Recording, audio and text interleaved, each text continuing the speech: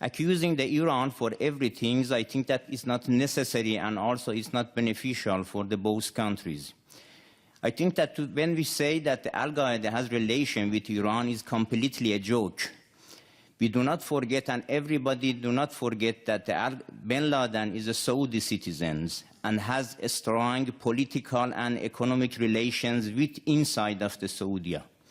I think that everybody does not forget that from the 19 people of the people that committed the 11th of September, 15 people of that 19 was the Saudi citizens.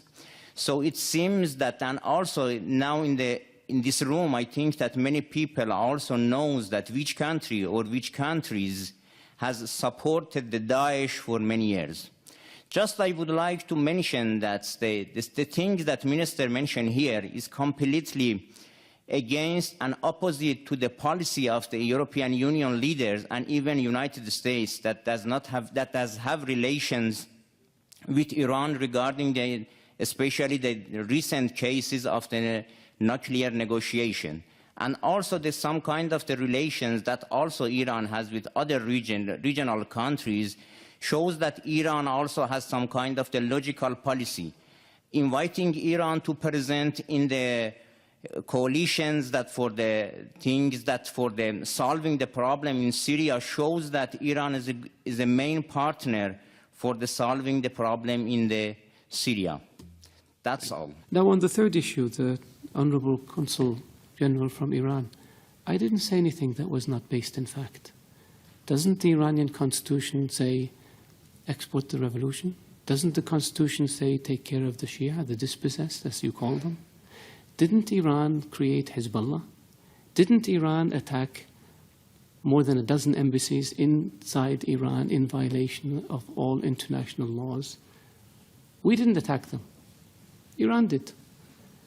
Didn't Iran manage, plan, and execute the 1996 attack in Khobar Towers against the American Marines? Yes, they did. The control officer was Brigadier General Sharifi. You're a military attaché in Bahrain. The bomb maker was Hezbollah. The explosives came from the Bekaa Valley. The top 3 leaders of the plot escaped and have been living in Iran ever since. Isn't that sheltering terrorists? One of them we captured last year in Lebanon with an Iranian passport, not a Saudi passport, even though he's a Saudi citizen. Isn't that aiding and abetting terrorists? We didn't make this up.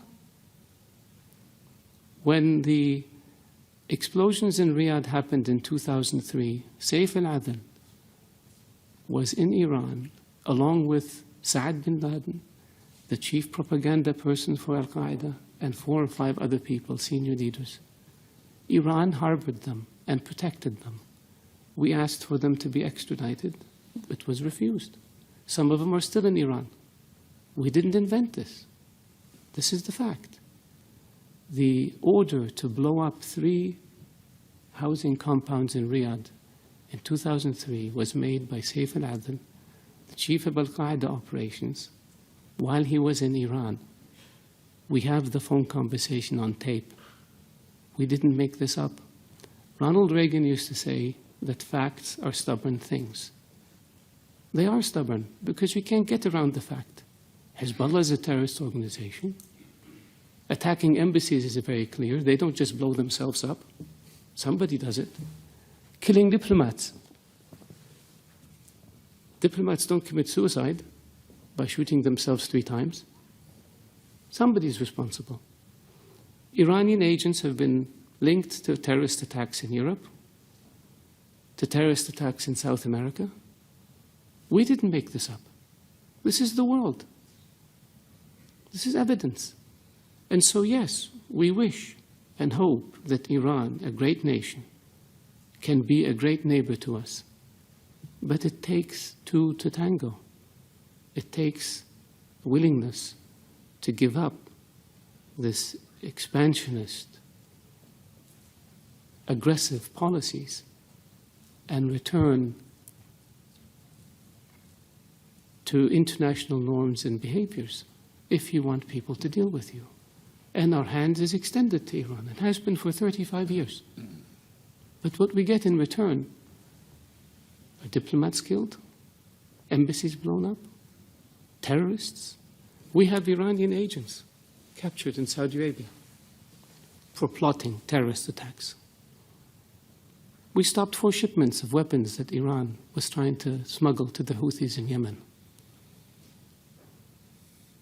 We have explosives that Iran tried to smuggle into Saudi Arabia, Bahrain, Kuwait.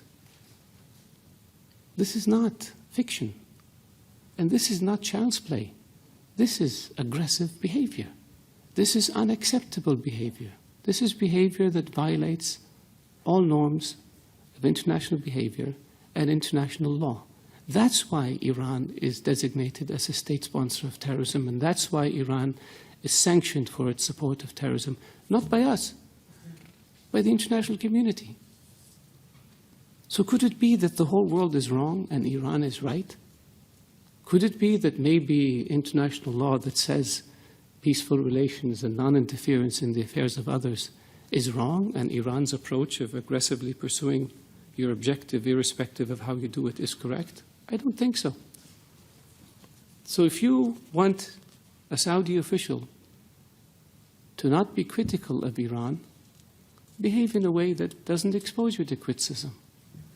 And so far, your history has been one of death and destruction, disregard for international law, and disregard for principles that have existed since the advent of nations, which is good neighborliness and non-interference in the affairs of others.